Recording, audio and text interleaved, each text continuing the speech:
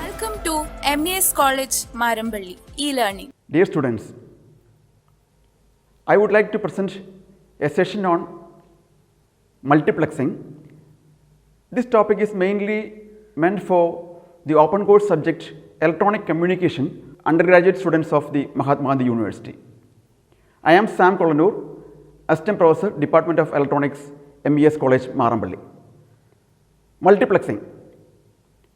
Multiplexing allows multiple users to share a communication channel simultaneously or intermittently without any time lag in between. The communication channel may be specified as either a wire, a radio signal, an optical fiber cable, or a satellite link. So, the information can be transmitted through this communication channel. The source of information can be either audio or video or a data.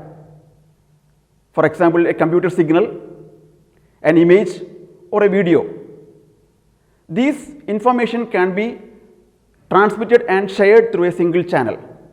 The main objective of this multiplexing is to transmit maximum amount of data within a particular amount of time. Well-known application of multiplexing is in the telephone communication system. Suppose there are 4 users at one end and other 4 users at the other end. Each user must have or must require a cable to transfer their information. If these users are very closer, then the cost of the cable is very less and can be tolerated. But for example, if a person communicates from India to US, so normally there will be a large geographical distance and hence the cost of implementation of the cable is much high.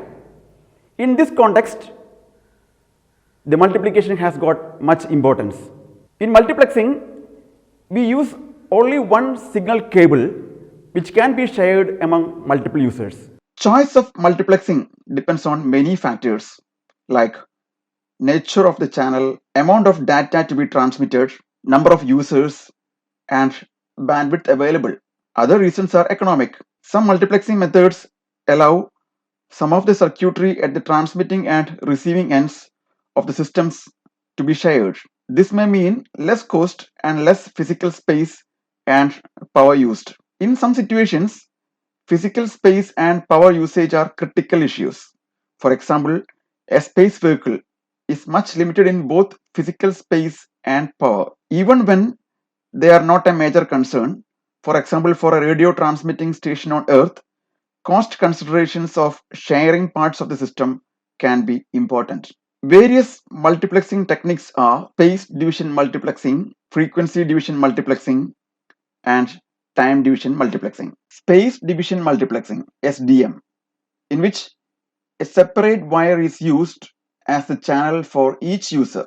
The users therefore can be on the same frequencies at the same time. It is the simplest and earliest form of multiplexing, since the idea of installing a separate transmitter, wire or cable and receiver is fairly straightforward and logical. Frequency division multiplexing, FDM, in which the total channel bandwidth is divided into smaller bands. Each user is assigned one band. Time division multiplexing, TDM, in which channel uses only a single frequency band and the users share this with each user having access at a different time. Time division multiplexing is the most complex of the 3 forms since it requires establishing precise time periods on both ends of the system. Multiplexing is a solution to the problem of transmitting the maximum amount of data from one point to another. It is similar to shipping more and more packages by truck between two cities with packages from different factories intended for different stores. The space division approach is to build more roads between factory and store for more trucks, each road running alongside the others. In the equivalent of frequency division, more width is made available by increasing the number of lanes in the highway, but many facilities such as on and off ramps are shared by all lanes. In the time division variation, trucks use the existing highway and lanes. Trucks from various factories go in sequence on the road and are directed to the proper store at the far end. Many practical systems used for communications combine more than one multiplexing method. This is because the technical and performance needs as well as cost constraints are often different for different parts of an overall system. It is entirely practical and meaningful for one group of users to be combined by phase division multiplexing, for example, and then combined with another group via frequency division or time division multiplexing. Now we can go through the three multiplexing schemes in detail. Phase division multiplexing. SDM is used in many applications. In an SDM system, there is a physical link or path dedicated to each sender and receiver pair. A common example of an SDM system is the standard telephone and the local telephone office. Each phone is connected to the equipment at that local office by a pair of wires that no other phone shares. In an SDM system, the signal is usually modulated as a baseband AM signal. The frequency and time domain graphs of each signal are independent of each other and unrelated. Any variation in one has no effect on the others. There are advantages and disadvantages to an SDM system. Considering the advantages, an SDM system is simple to build since each link is independent of the others. Any technical problem or failure in any link, such as a broken wire, does not affect other users. This makes SDM systems vital in critical applications such as military control systems or industrial processes. In concept, it is technically easy to add more users.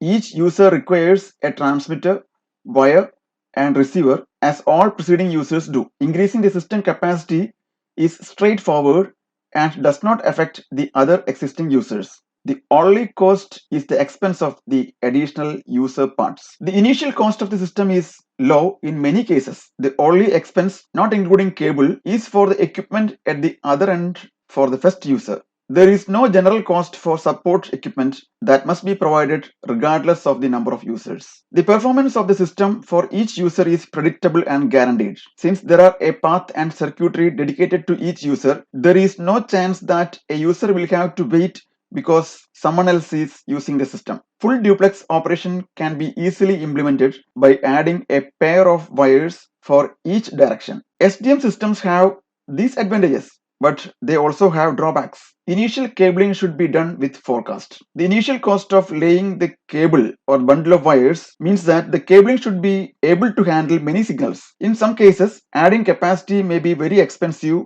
because new wires have to be routed alongside the older existing ones in hard to reach locations. Since all users have a transmitter system and a receiver system devoted to their use only, there is no possibility of sharing the cost of these systems among several users. This cost will increase in direct proportion to the number of users. For a large number of users, for example in a telephone system, this cost can be very high. If the amount of use of the link is low, then much of the money and effort spent for the ends of the link and the link itself is wasted. In many applications, the user needs the actual connection to the other end for only a small percentage of time. For the rest of the time, the link can be available to others, but it is unused because of the SDM system. And the summary, the decision on whether SDM is the best choice for multiplexing as compared to FDM and TDM is made by the system designers on the basis of required performance reliability, expandability, and cost factors. In most cases,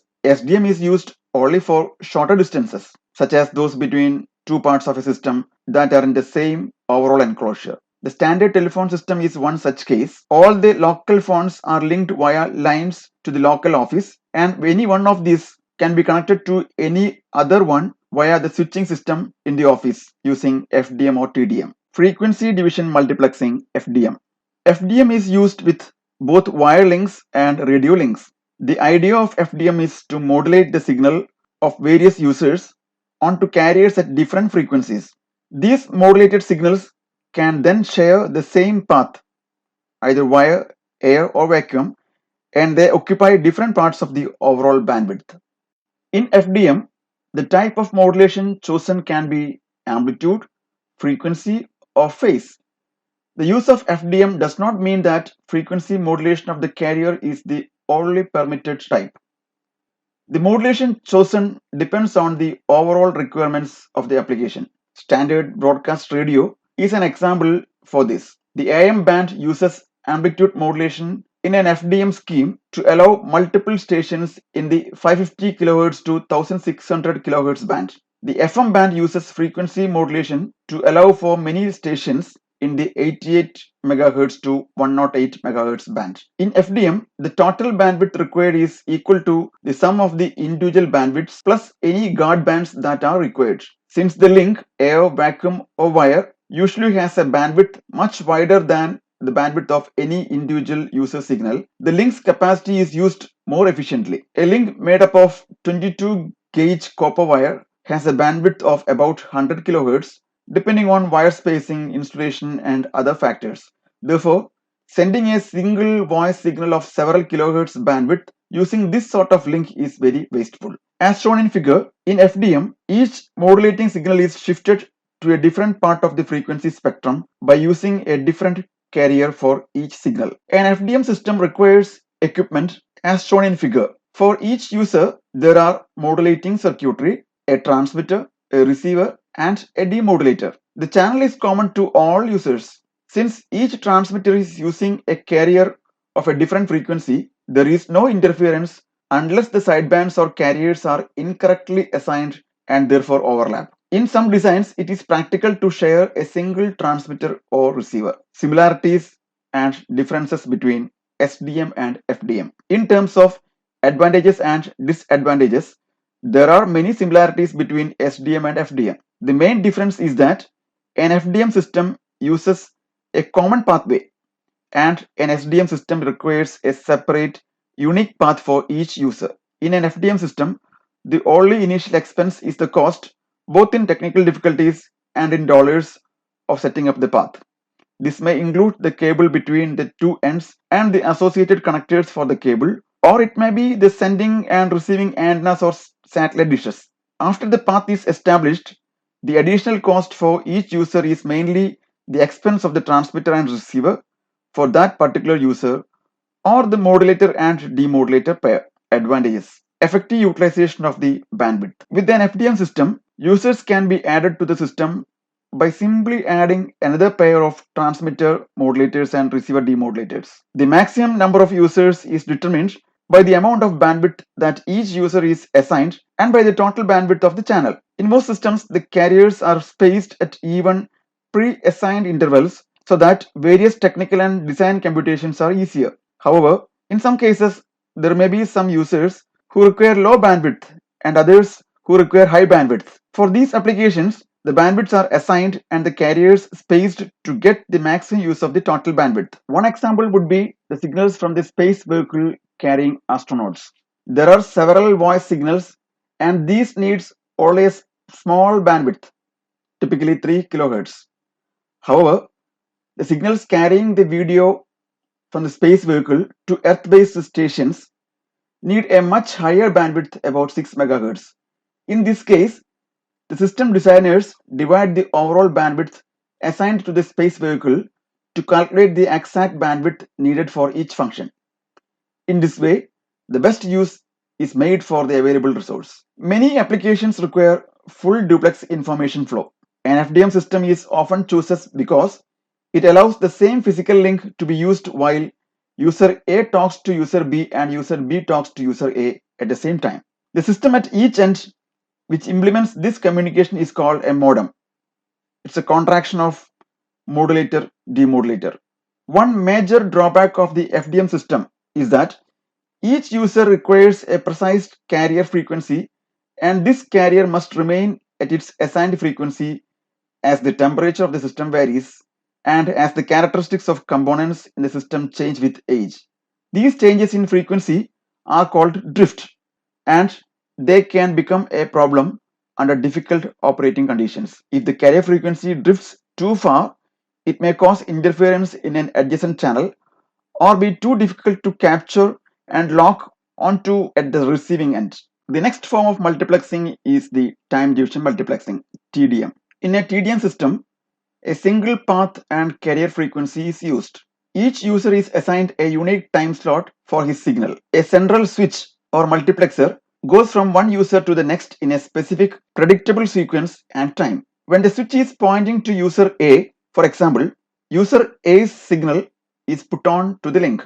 Then the switch goes to user B, user C, and so on, and then back to the first user. At the receiving end, the demultiplexer reverses this process and sorts each signal received in time sequence to the correct user. A TDM system is a serial system because the signal from each user follows in time the signal from another user. The time domain graph of signals before and after the time division multiplexing is shown in figure. The overall bandwidth of the TDM result is much wider than the bandwidth of any individual user signal. This is because the TDM output is carrying much more information, and information requires bandwidth. Typically, the final bandwidth is approximately equal to the sum of the bandwidth of the individual signals. In a TDM system, the carrier frequency is often 0 Hz, a baseband system. This is the simplest system in which each user in effect has exclusive use of the line for a specific time window. This allows many users to make use of the link.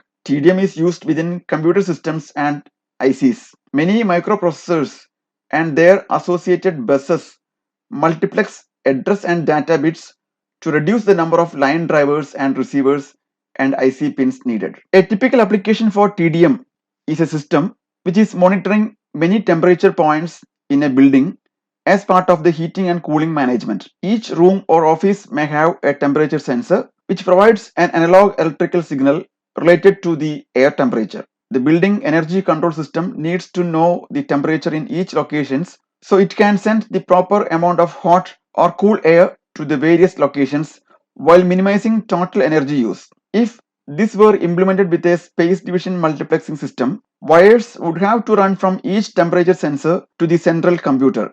This would involve high costs for the signal wires and their installation around the building, as well as the physical space for these wires. Adding a new temperature sensor would also be expensive. Instead, a TDM system would be used. For every floor or zone of the building, a multiplexing box would be installed. All the sensors for that floor or zone would go to this box, which in turn would have a single set of wires carrying the signal to the computer. The multiplexer would scan in sequence each sensor and put the signal from that sensor onto the wire leading back to the computer. In this way, only one wire would have to be run back to the computer. At the receiving end, the computer would have to receive these various signals in the sequence in which they arrive and match up each signal with the place in the building it represents. That's all with my class today. Hope you have learned new things in my class. For any queries, please contact me over my mail ID given. Thank you.